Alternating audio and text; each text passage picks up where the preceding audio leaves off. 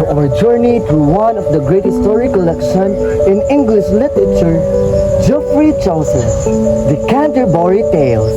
We begin with the Night Tale, whose tale is noble and romantic, a story of honor, destiny, and love. Two knights, Palamon and Arcady, fall in love with the same woman, Emily. The rivalry leads to a great tournament, divine intervention, and a reminder that faith and love often follow their own paths. Let's hear the story, The Night Tale. Once upon a time, in ancient Athens, there was a great and noble man named Theseus. He was brave, wise, and loved by all. One day, after winning a war, he brought with him the two young knights, and it was Palamon and Arcita. Palamon and Arcita were cousins and sworn brothers from Thebes, but fate was cruel to them. Theseus locked them away in a high, lonely tower. One morning, as Palamon looked out from the window, he gasped, "My Venus! What beauty is this I see below?" "Where? What do you see, cousin?" "An angel walking in the garden. Her name must be Emily." That's how it began. Both knights fell madly in love with Lady Emily, the nobleman's sister-in-law, but they had never spoken to her. Time passed, and one day, Arcita was freed from prison, but in one condition: he must never return to Athens. What good is freedom if I cannot see Emily again? So, he disguised himself as a servant named Illustrate, and secretly came back to Athens to serve Theseus' court. Meanwhile, Palamon escaped from prison. One night in the woods, the two cousins met, and when they recognized each other, swords were drawn. "You fool traitor! You stole my lady!" "Nay, cousin, it is I who fortune's favor." Just as they were about to fight to death, Duke Theseus appeared, furious at first, but later admired their courage and proposed their contest. And he said, "You shall each gather 100 knights and meet me in a grand tournament, and the winner shall have Emily's hand." The day after the tournament came, the crowd roared, trumpets blared, the gods themselves watched from above. Venus for love, Mars for war, and Diana for chastity. After a fierce battle, Arcita won the day, but fate struck them again. His horse stumbled, and he was crushed beneath it. As he lay dying, he whispered, "Dear Emily, my heart for you was ever true, but cousin Palamon deserts your love, so be his bride." And so it was. Palamon and Emily were wed, blessed by Theseus and the gods. In the end, the tale teaches that love, faith, and honor rule every quest, and even in rivalry, true nobility shines. That's a good story. After the night's serious romance, the miller, rather drunk, insists on going next. His tale is the complete opposite: wild, funny, and scandalous. It tells of a foolish old carpenter, his young wife, and two cunning young men who trick, deceive, and flirt their way into trouble. A bawdy comedy of love, lies, and laughter. Let's hear the story of the miller. Once upon a time, in the town of Oxford, there was lived a carpenter named John. He had a young and beautiful wife, Allison, who loved to dance and laugh. One day, John rented a small room to Nicholas, a clever young scholar who studied the stars. But Nicholas was not only a clever, he was a sly. Soon, he and Allison began a secret affair while poor John suspected nothing. There was also Absalom, the parish clerk, who adored Allison too. He would sing to her window at night and bring her gifts, but Allison only mocked her. Then one day, Nicholas thought of a wicked plan. He told John, "I have seen a vision. A second great flood is coming, worse than Noah. We must prepare. John, foolish and afraid, believed him. Nicholas ordered him to hang 3 tubs from the ceiling, one for each of them, so they can float to safety. That night, John climbed into his tub and fell asleep, praying for deliverance.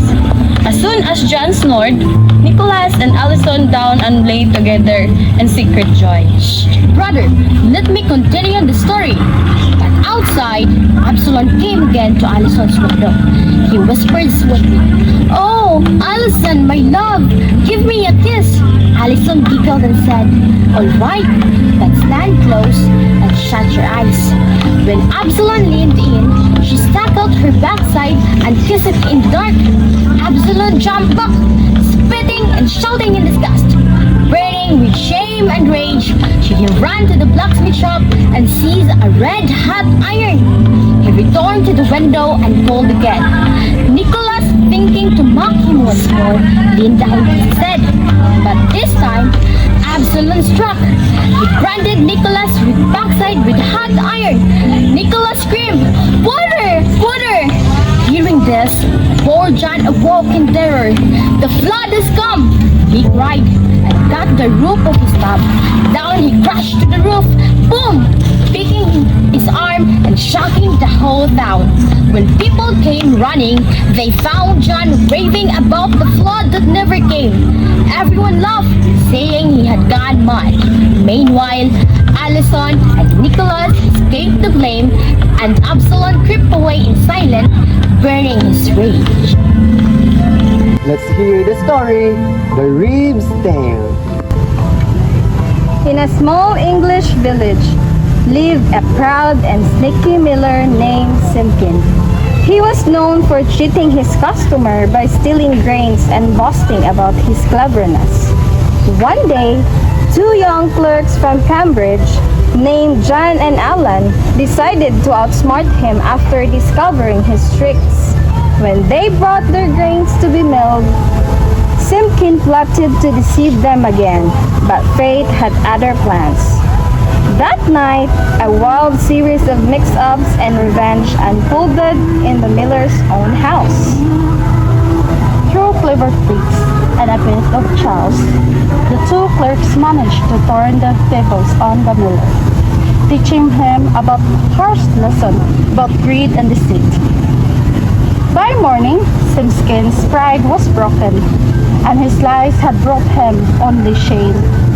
The Reeve's Tales ends as humorous yet moral story, a reminder that those who cheat others will in the end be fooled themselves.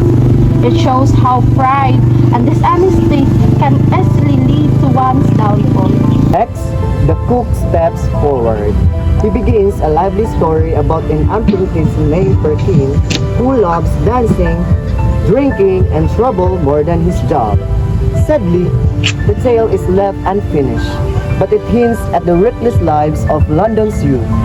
Even short and incomplete, it adds spice to our journey.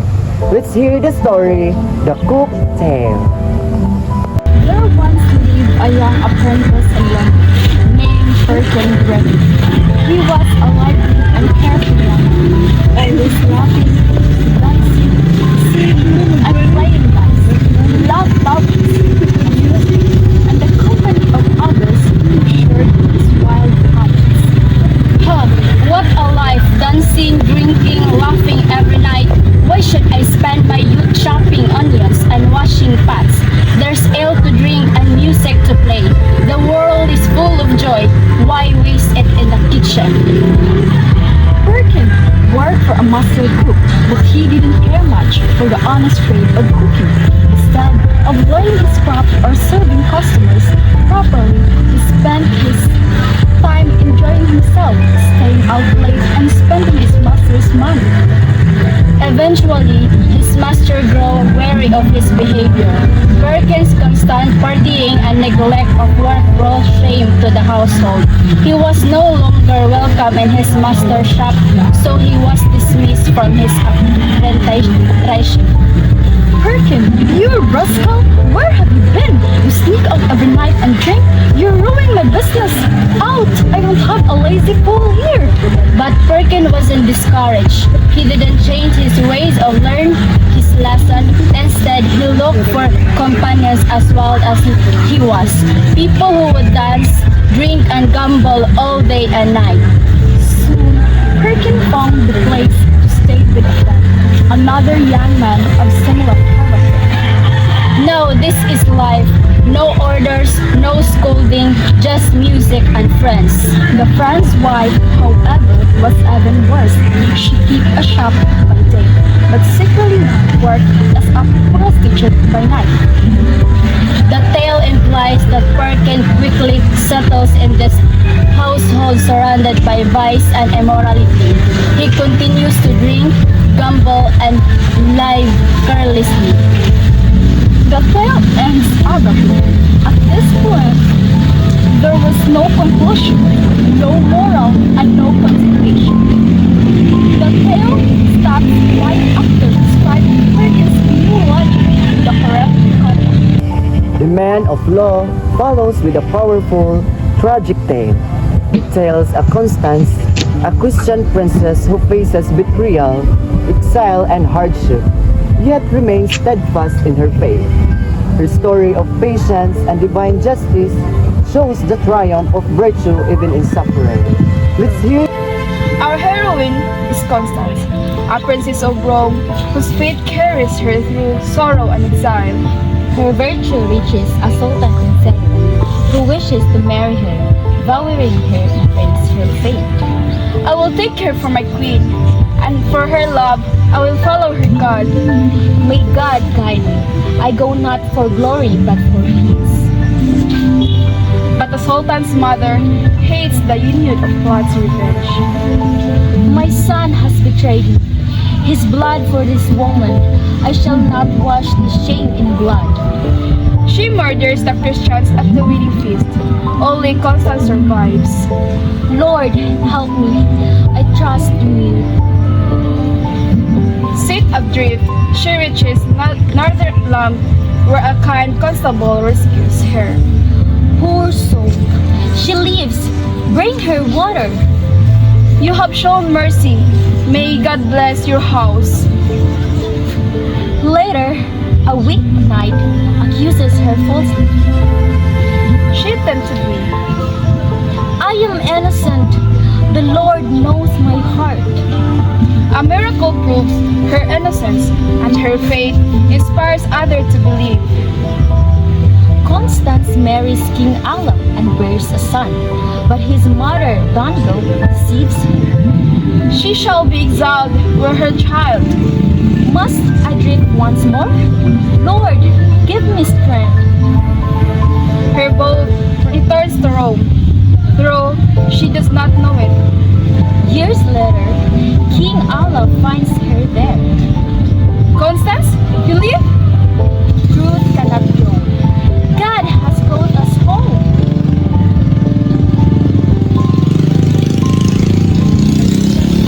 Then comes the unforgettable wife of Bath, bold, confident, and full of experience. In her prologue, she speaks frankly about love and marriage. And her tale tells of a knight who must discover what women most desire: sovereignty, power, and respect in marriage. Let's hear the story, The Wife of Bath Tale. Dear listeners, gather close and hear the tale I have to tell. One I hold dear, for it speaks to the heart of women and the pride of men. Now, I have 5 husbands, and I know a thing or two about how the world treats women. But this story, it takes place long ago, in the days of King Arthur, when fairies ruled and magic still clung to the air. Back then, the land was ruled by noble Arthur, and his knights mean men of honor, or so they claimed. But even in those golden days, not all men are virtuous. There was a knight in Arthur's court, young, strong, and full of pride. One day, he saw a maiden walking alone, and in this arrogance and lust, he forced himself upon her. A grave sin. But the court was in uproar. Such a crime demanded death. But Queen Jennifer and the ladies of the court begged for mercy. Let us decide his fate, they pleaded. And Arthur granted their wish. So the queen turned to the knight and said, "You have one chance to save your life. Go forth and return in a year and a day. Tell us what it is that women desire most. If you answer rightly, you shall live, but if you fail, your head shall fall." So off he went, riding from village to village, castle to cottage, asking every woman he met, "What do women most desire?" One said riches, another flattery. One said good sex, others said power over men, or freedom to do as they please. But no two answers were the same. He wrote them all down, but none rang true. Not true. Time passed and the day of judgment crept close. On the final day, riding wearily through a forest, he saw a strange gathering of women dancing in a circle. But as he drew near, they vanished, and in their place stood the ugliest old woman ever laid eyes on, wrinkled, bent, and cloaked in rags. Good sir, she crowed.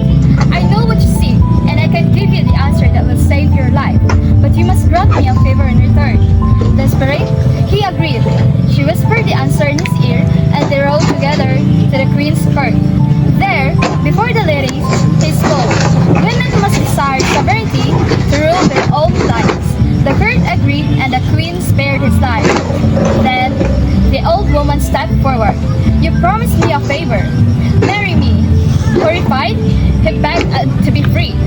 But a promise is a promise, and he married her. The night she asked, "Would you rather I be young and unfaithful, or old and loyal?" The knight sighed. "You choose, my lady." Smiling, she said, "Because you gave me mastery, I shall be both fair and faithful."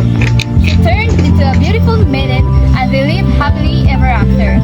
For he had learned that women must desire sovereignty over their own lives. And that's the end of Wife of Bath's tale. Friar responds next with a moral tale about a corrupt church officer who joins forces with the devil and gets exactly what he deserves.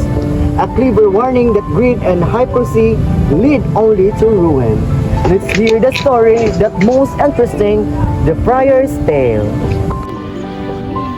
Long, long ago, when England was filled with towns and villages ruled by churchmen and sheriffs, there lived a man known as the Summoner. Now, this Summoner was not a holy man. Oh no, he was greedy, tricky, and corrupt. His job was to summon people to church court for sins, but instead of doing this honestly, he used his position to take bribes and money from the poor. If someone gave him silver or wood, he would let her sins disappear. But if they refused, he would threaten to ruin them.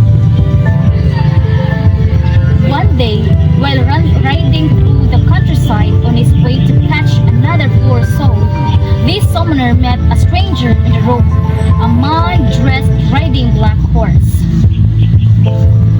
Said the summoner, "Good day, my friend. Where are you headed?"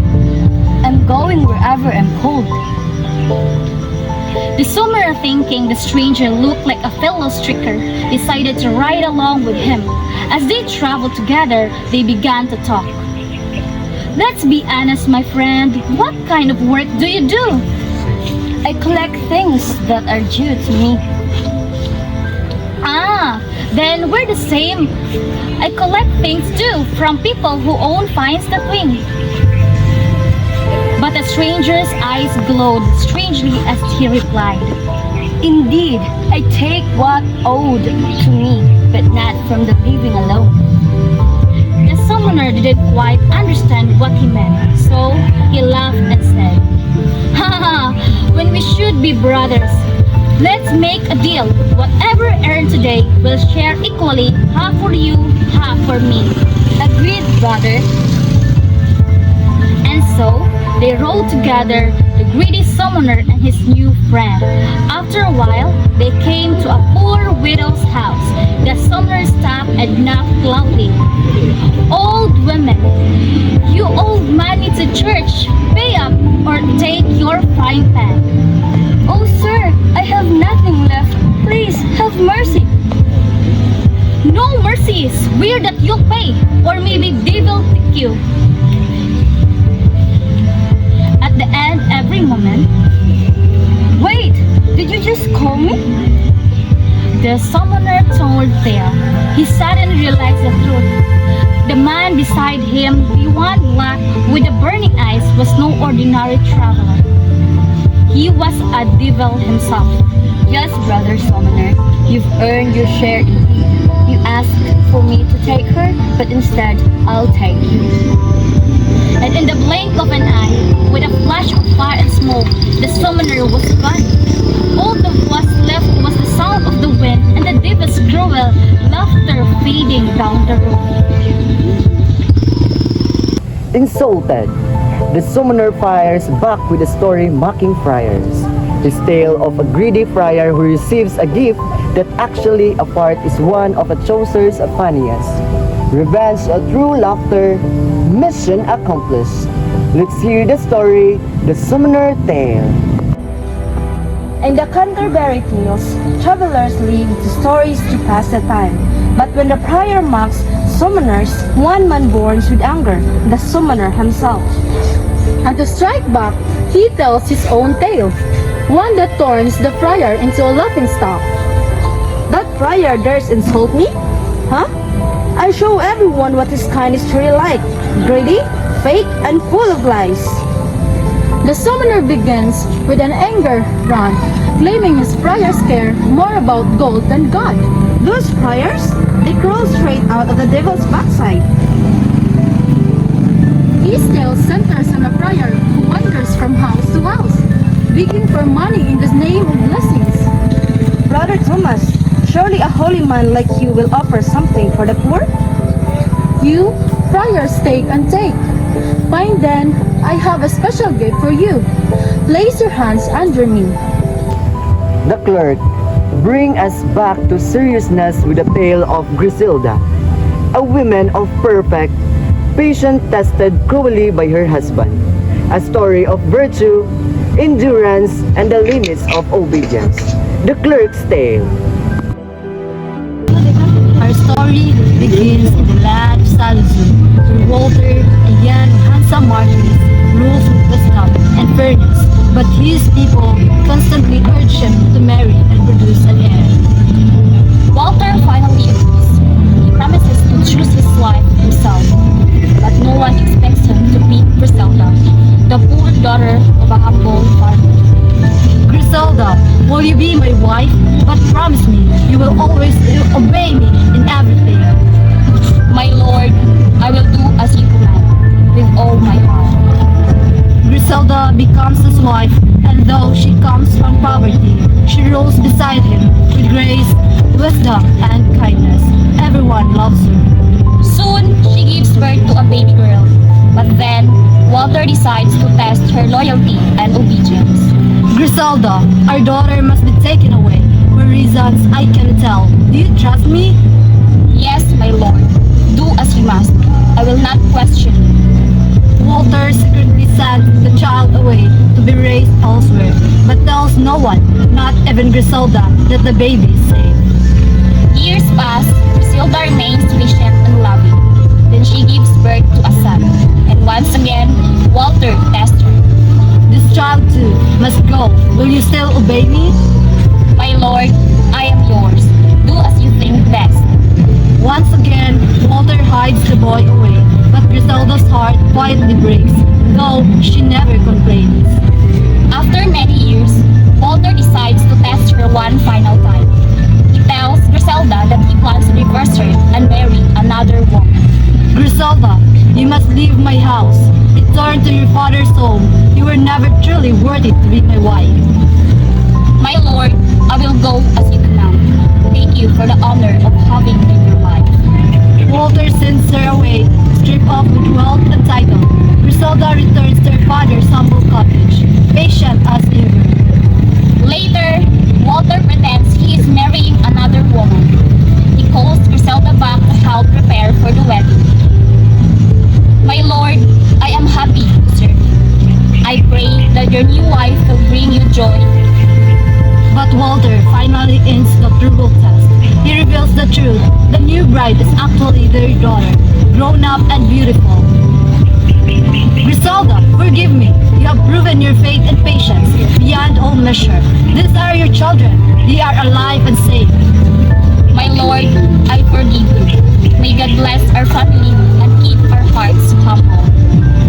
Walter restores Griselda to her rightful place as his wife, and they live in peace for the rest of their days. The story of Griselda reminds us of unshakable patience, loyalty, and forgiveness. Though Walter tested her with harsh, Griselda's strength and faith never failed. From the clerk's tale, we learn that true virtue shines brightest through humility and endurance. And that love built on trust and respect is stronger than any test. The merchant, bitter from his own marriage, tells of an old man, January, who marries a young wife named May, only to be deceived. It's a witty, brightly comic look at love, age, and loss. Let us hear the story, The Merchant's Tale.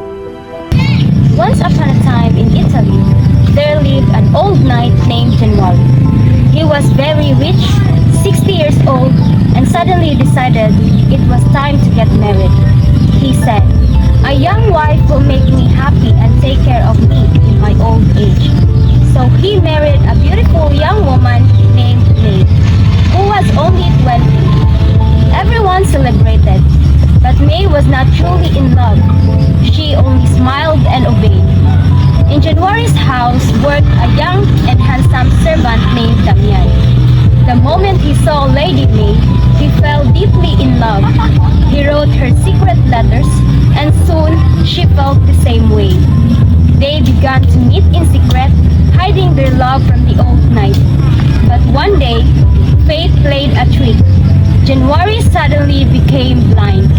He could not see a thing, and made May stay close to him at all times. Still, May found a way. She told the man to climb up a pear tree in the garden and wait. Then she led January under the same tree, pretending to admire the blossoms. When she climbed up to pick a pear, she met the man in secret. But suddenly, miraculous, January's sight returned. He looked up and shouted, "May, what are you doing in the tree with my servant?" Quick thinking, May replied, "My dear husband, I heard that if I struggle with a man in a tree, it would cure your blindness. I did it for you." January, old and foolish, believed her. He kissed her hand and said, "Ah, my sweet May, what a loyal wife you are." And so, the tale ends with laughter and jest of an old man fooled and a clever wife who passed a test. The merchant smiled and said with glee, "Love makes fools of both you and me." The young and imaginative square, the knight's son, tells a tale full of magic, a brass horse that flies, a talking ring, and a healing sword. The story is wondrous but unfinished, showing his youthful enthusiasm. Let's hear the story, The Square's Tale. Once upon a time, there was a kind and brave king named Kamskan, who ruled the land of Tartary. On his birthday, he invited many guests to a big feast in his palace. Everyone was happy, eating, laughing, and celebrating. When the people were enjoying the party, a strange knight suddenly entered the hall. He wore shiny armor and rode a horse made of brass that glowed like gold. Everyone became quiet, wondering who he was. The knight bowed before the king and said, "Great king of Kamskan, I bring bring you the four special gifts from my master, the King of Arabia and India. He showed the gift one by one. The first, he said, is this brass horse that can fly anywhere in just a moment. The second is a mirror that can show what is happening anywhere in the world. The third is a ring that lets the person who wears it understand the language of birds and know how to heal sickness. And the fourth is a sword that can cut anything, but it can also heal the one it makes. Everyone was amazed. The king thanked the knight and welcomed him to join the feast. The night, people talked about the magical gifts and what they could do. The next morning, Princess Tennessee, the king's daughter, wore the magic ring and walked in the garden. As she enjoyed the fresh air, she heard a soft crying sound. Looking up, she saw a falcon sitting sadly on a tree. Dear bird, why are you crying? Canasi asked kindly. The falcon replied, "Oh, kind princess, I am heartbroken. I love another falcon.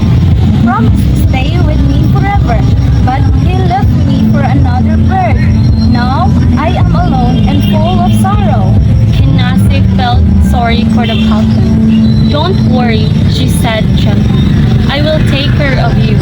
She wrapped the bird in her scarf and brought her home. She took care of the falcon every day, feeding her and helping her heal. The bird slowly became strong again. The storyteller, the squire, wanted to continue the tale about the king's sons and flying horse, but sadly, he never finished the story.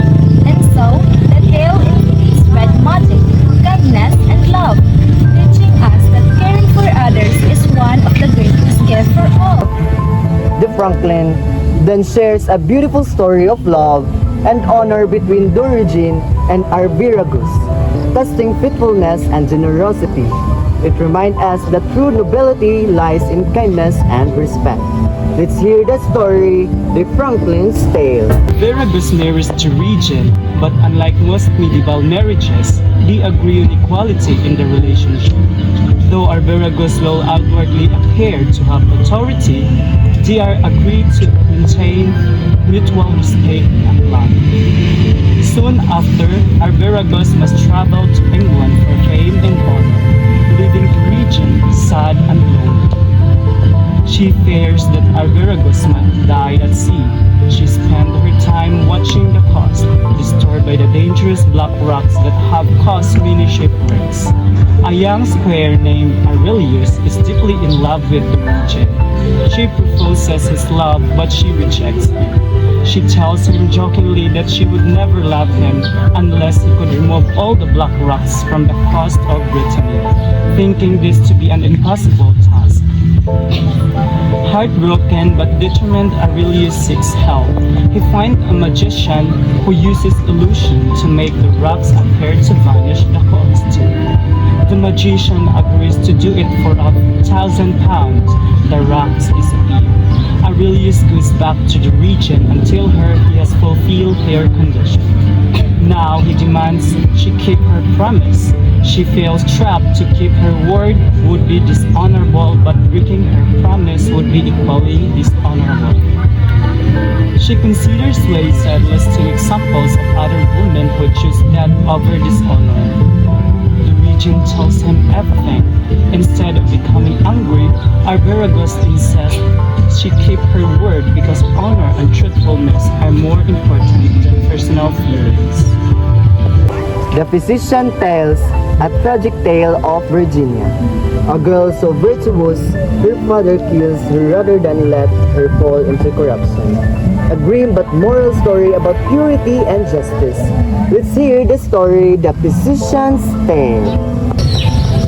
The tale was about a knight named Virginia, who has a beautiful and virtuous daughter named Virginia. She is pure, modest, and admired by everyone for her goodness. One day, a corrupt judge named Appius sees Virginia and becomes filled with lust. Since he cannot get her honesty, he plans a wicked scheme to get her. Appius Apius orders a false witness named Claudius to claim in court that Virginia was actually her servant, who had been stolen by Virginius. When the case is brought before the court, Apius rules that Virginia must be handed over to Claudius. Virginius was heartbroken and realized that the corrupt judge only wanted his daughter from the sun. To protect Virginia's honor, Virginius sadly tells her what has happened. Knowing that losing her purity would bring her shame, Virginia bravely accepts her fate and asks her father to do what is right in God's eyes. With deep sorrow, Virginius killed her daughter to save her from dishonor.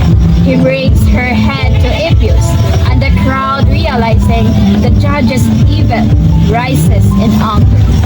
Apius was arrested and dies in prison, and Claudius was banished. Though Virginius is forgiven, he grieves for the loss of his innocent daughter. The tale teaches us that virtue and innocence must be protected above all else, and that greed, lust, and corruption will always lead to downfall and punishment. We hope you learned something from the visitation, prologue, and tale.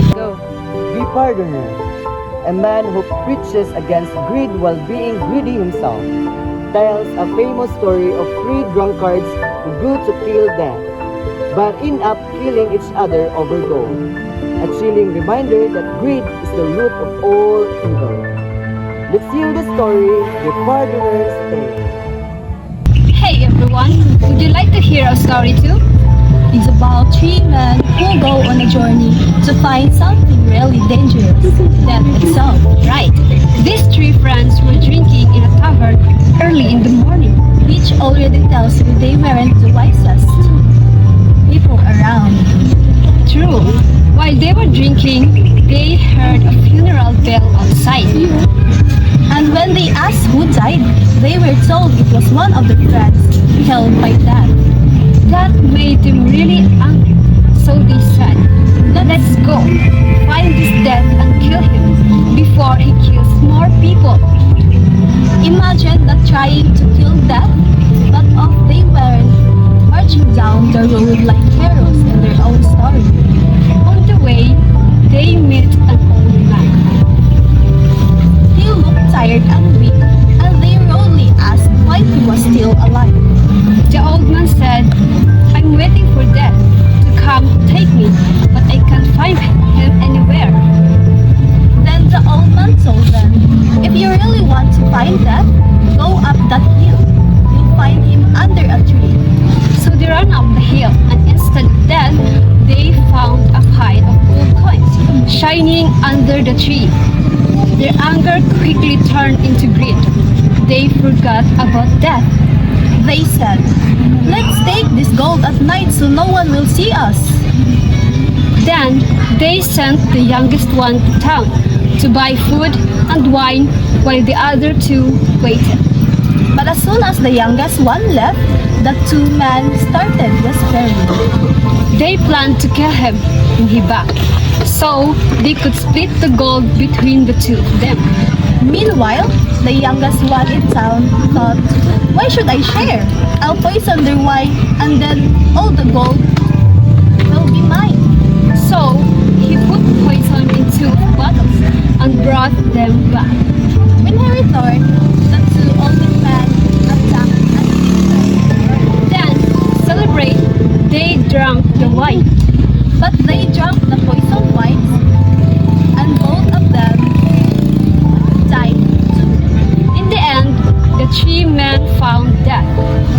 Exactly like the old man said, waiting under the tree. Yes, and that's the end of the Pardoner's Tale. The next story is all about the shipman's tale. The shipman gives us another sharp and witty story, this time of a merchant, his wife, and tricky monk who borrows money and steals heart. A playful look at lies, lust, and marital games. Let's hear the story, The Shipman's Tale.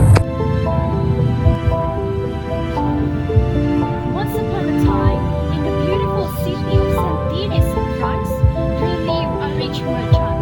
He was known for his wealth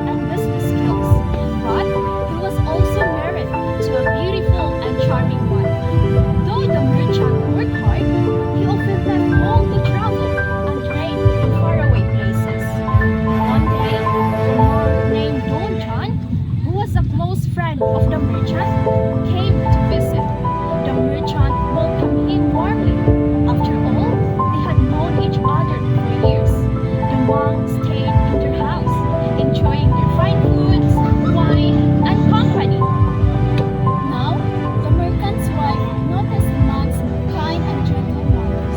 When he spoke privately, she began to confide in him. She told the monk that although her husband was wealthy, he will be rather strict with the money and didn't always give what she wanted. She admitted that she needed 100 francs to buy herself some new clothes and some treasures, but she didn't know how to get them. The clever monk replied, "My dear lady, consider it done. You shall have the money, and your husband will never leave you." The wife, overjoyed, and gave him a sweet. The next morning, the monk went to the merchant and said, "Dear friend, I'm in great need of 100 francs for a small business matter. Could you lend it to me?" Since the merchant trusted him deeply, he agreed at once and handed him the money. Later that day, the monk secretly gave the 100 francs to the merchant wife, saying, "Here, my lady, is the money you needed. Remember, this is our little secret." The wife accepted it happily, and as a thank you, she granted him her favor, meaning she spent a night with him. A few days later, the monk left the house, and when the merchant returned from his trip, he met the monk on the road and asked, "Brother John, about that 100 francs that I lent you, when will you return it?" The monk smiled calmly and said, "Oh, good sir, I already repaid it to your wife. She promised to tell you." The merchant nodded, thinking of nothing. But when he came home, he asked his wife, "My dear, Brother John says he gave you the 100 francs I lent him. Is that true?" The wife, being quick-witted, replied sweetly, "Oh, yes, my husband. I used it to buy some fine clothes for us both. Surely, I did it for your honor." The merchant sighed, realizing there was nothing more to say. He accepted her words and let the matter drop. In the end, the monk fooled the merchant, and the wife fooled them both, each one thinking that they had gained something. And that's the end of the shipman's tale. The Priory's Tale.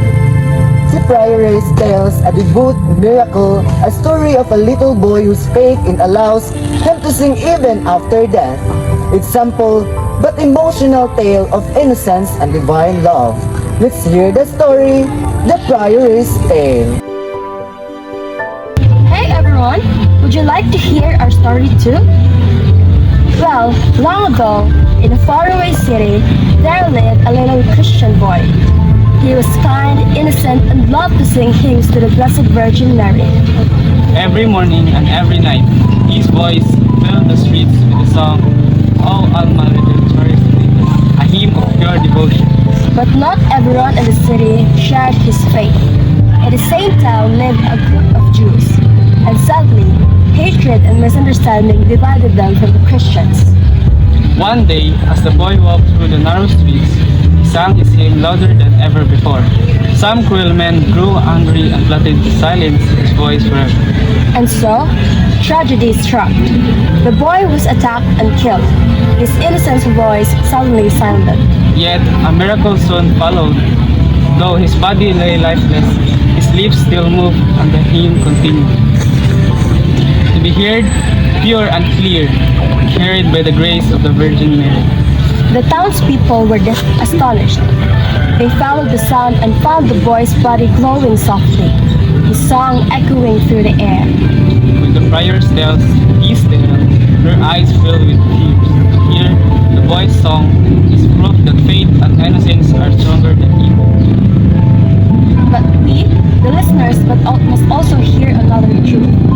How fear and hatred can lead people to terrible tasks. The friar's tale reminds us to keep faith And to let kindness sing louder than hatred. For love, like the boy's song, can never truly die. Go. Sir Topaz and Melody. Then Chaucer himself steps forward and two tales.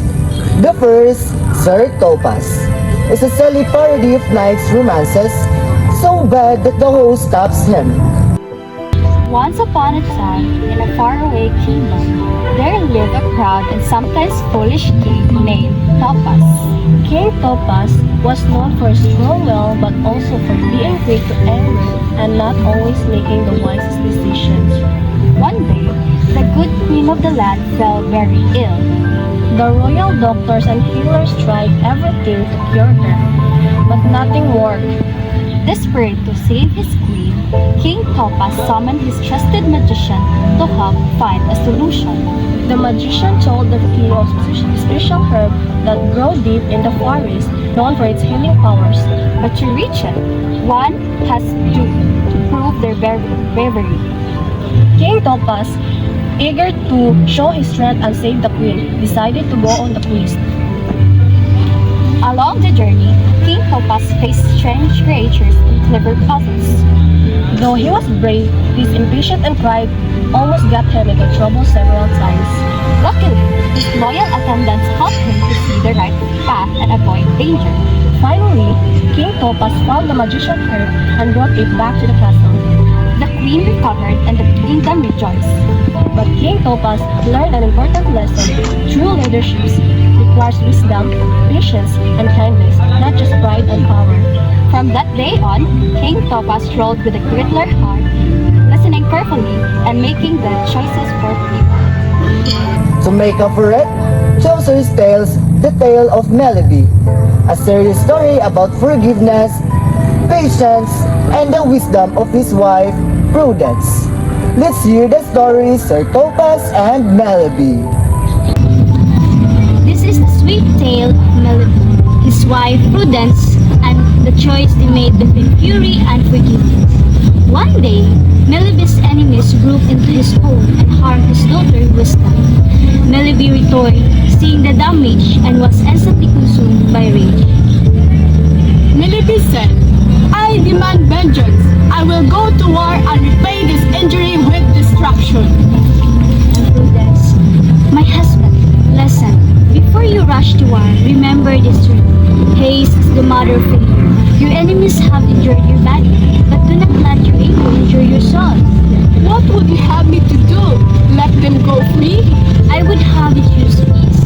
The wisest victory is the one won without drawing a sword. Forgiveness is not weakness. It is the highest strength a man can possess. And Melody, realizing the wisdom in her words, finally agreed. He summoned his enemies, not to sentence them, but to offer them a choice. Though my heart was set on vengeance, my wife showed me a better path. I will not fight you. I choose to forgive you for your sin against my family. And so, the enemies knelt in gratitude. The town was freed from war, and Melody learned that the greatest counselor you can ever listen to is prudence, or simply put, wisdom. And this is the end of the tale of Melody. Very well. I tell you a story. A story of a great man and woman who thought they could outrun fate. Long ago, there was an angel named Lucifer. He shone brighter than the sun, but pride filled his heart. I don't need God. I make my own kingdom. But God cast him down. His wings turned to ash. Now he rules only shadows. Then there was Adam, the first man. He lived in a garden of endless joy until he listened to a snake. Eve, what if this fruit makes you wise? What's the harm? But God said, God's lying. Eat it. You'll be powerful. he ate it.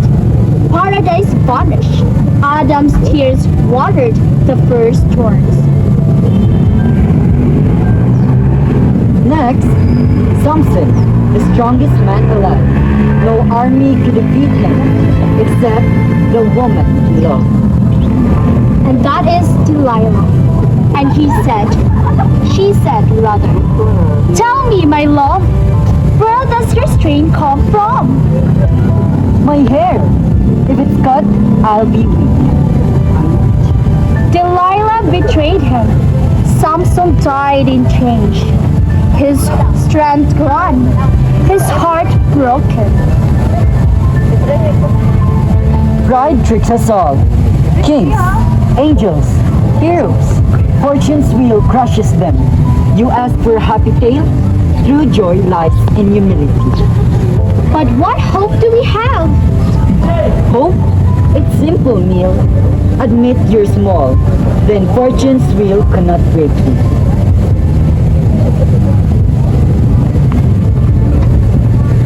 Go. The Nun's Priest Tale.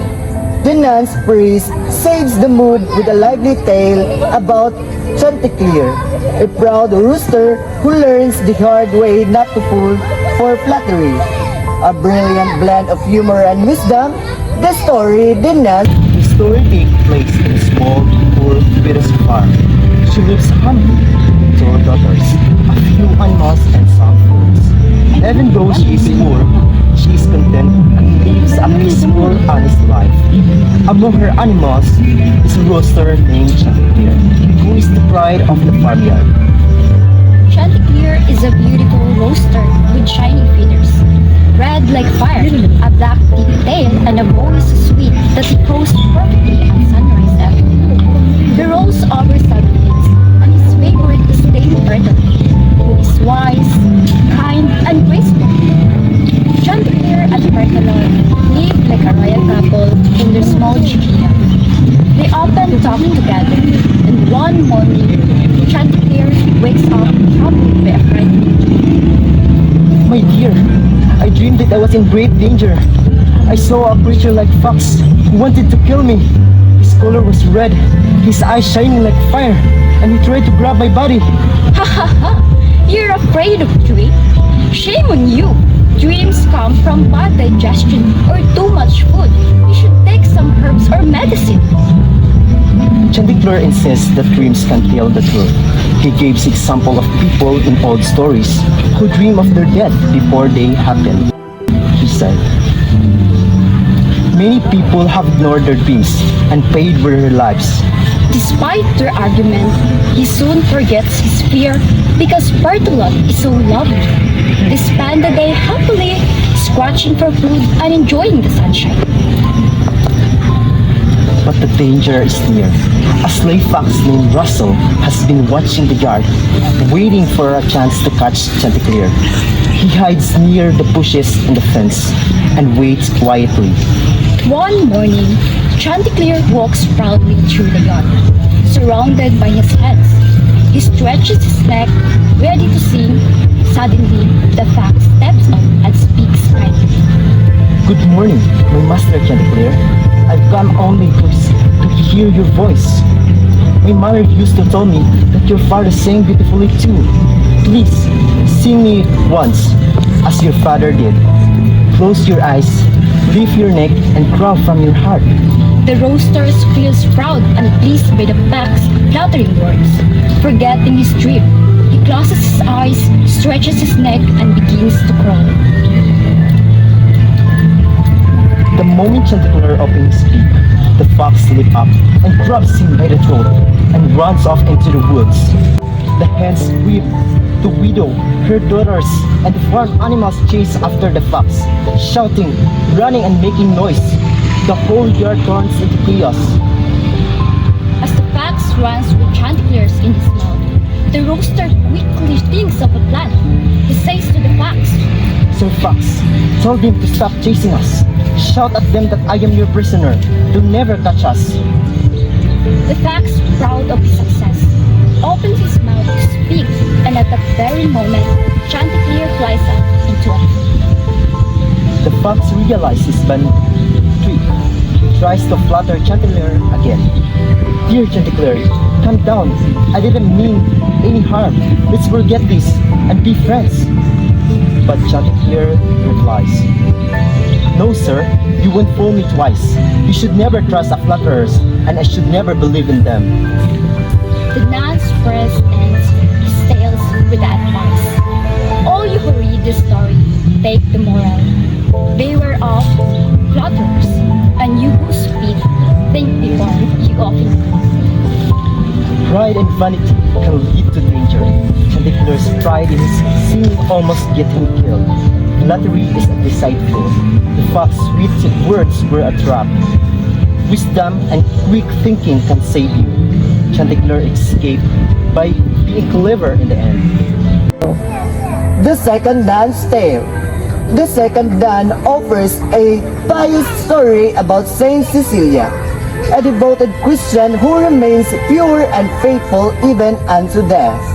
A tale of courage and holiness and persecution. The story of the second Dan's tale. Cecilia was a noble Roman woman who loved God above all. Though her parents forced her to marry a pagan named Valerian, she made a secret vow of chastity. On their wedding night, she turned to her husband and said, "Valerian, I must tell you something. An angel of God guards me. If you touch me in sin, he will punish you. But if you honor my vow, he will love you as he loves me." An angel? Show him to me, and I will believe. And so Valerian went. He was baptized in secret, and when he returned, he saw the angel standing beside Cecilia, radiant and bright, placing crowns of lilies and roses upon their heads. Soon after, Valerian's brother Tiburtius came to visit. When he saw the peace in their hearts, he too converted to the faith. Together, the brothers buried the bodies of Christian martyrs, an act of great risk. After good deeds were discovered, they were arrested and brought before the Roman officials. When told to renounce their faith, they refused, and bravely they were executed martyrs for Christ. Soon, Cecilia herself was taken prisoner and brought before Almacaeus, the cruel prefect of Rome. "Cecilia, worship our gods, and you shall live." I worship only one true God. Your idols are stone, but my God is life itself. Enraged, Almacaeus ordered her death, first in a boiling bath. But the flames could not harm her. She stood in a boiling water, calm, praying, untouched. The executor was cold. He struck her once, twice, and thrice, but could not take her life.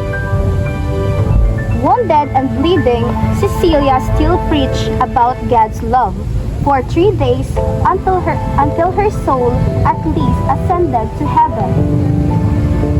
And so, Saint Cecilia became a symbol of faith, pure, fearless, eternal. Her story reminds us that faith can stand any trial, and that devotion to God gives true strength. That is the tale of Saint Cecilia, told by the second nun, a life of holiness in a world of sin. The Canon's Human's Tale. A new voice of joins the group, the Canon's Human, who exposes the lies of his master and the false promises of alchemy. His confession warns against greed and deceit disguised as science. The story of the Canon's Human's Tale.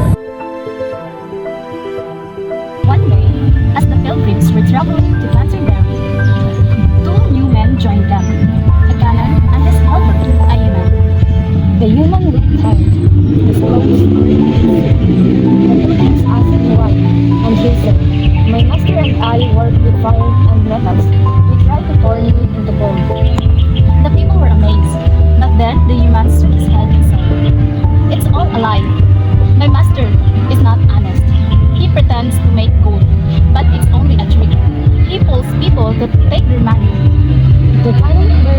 and felt ashamed. He quickly rode away and left his servant behind. The human told the pilgrims, I was once folded too. I believed in alchemy. I worked hard and spent all I had, but we never made real gold. In the end, I learned that greed and lies only brings trouble. He looked at everyone and said, don't be greedy. Be honest. Real good is a good heart and a clean life. And that's how the table ended. The Mansipole Tale. The Mansipole tells a moral fable about Phoebus and his talking crow. A lesson in jealousy and the danger of speaking too freely. Sometimes silence is golden. Let's hear the story, The Mansipole Tale. Listen, good friends, and gather me, for I shall tell a tale that's clear. A story from the Mansipole, wise and sly, who knew the danger of the tongue and lie. One bright day, the pilgrims rode along. The book was drunk, singing a foolish song. So the Mansipole said, let me tell a tale instead, one about words that's left unsaid. Once there was a god named Phoebus Apollo. Strong, handsome, and bright as the sun's halo. He had a wife he loved so dear, but he was jealous, full of fear. To keep her company in his court, he had a white crow, the cleverest of all. The bird could talk, sing, and speak, voice so pure, and feathers sleek. One day, while Phoebus was away, his wife betrayed him in the light of day. The crow saw the weak deed, told his master right away indeed. Go, go, master, hear my cry. Your wife has told you she told a lie. Phoebus grew mad with burning rage, and in his fury, he made a great mistake. He killed his wife in jealous pain. Then sorrow filled his heart again. He turned to the crow and said with grief, you brought me sorrow, not grief. From this day forth, your feathers stay black, and never again shall you talk back. Dear friends, my crows are black, a punishment that never turned back. The Mansipole smiled and ended to say, think before you speak each day. A single word, though quickly spoken, can leave a heart forever broken. The Parson's Tale. Finally, the Parson closes our journey with a solemn sermon on repentance and virtue. No jokes, no calabukes, just a call to live well, confess sins, and seek salvation. A fitting end to this pilgrimage of stories. Let's hear the story, The Parson's Tale. The pilgrims were near the end of their journey to Canterbury. Everyone had told their stories, some funny, some sad. Then, the host said, now good parson, it is your turn. Tell us the last tale to end our trip. I will tell no foolish tale, said the parson. Stories full of jokes and lies makes people laugh, but they do not help the soul. I'll speak of the truth that leads us to God. The pilgrims listened carefully. The parson spoke gently but firmly. He said that sin is the sickness of the soul, and the only cure is repentance. There are 7 deadly sins, he said. Pride, envy, anger, laziness, greed, gluttony, and lust. These sins takes us away from God, but we can find way back through repentance. He explained that repentance means 3 things. Being truly sorry for what we've done wrong, confessing our sins honestly, and doing good to make things right. True happiness does not come from the wealth or pleasure, but from living a pure and honest life. The pilgrims said nothing. His words were quiet but full of wisdom. And so the parson's tale ended, not with laughter, but with a lesson that touched every heart. The road to heavens begins with a good heart and a humble soul.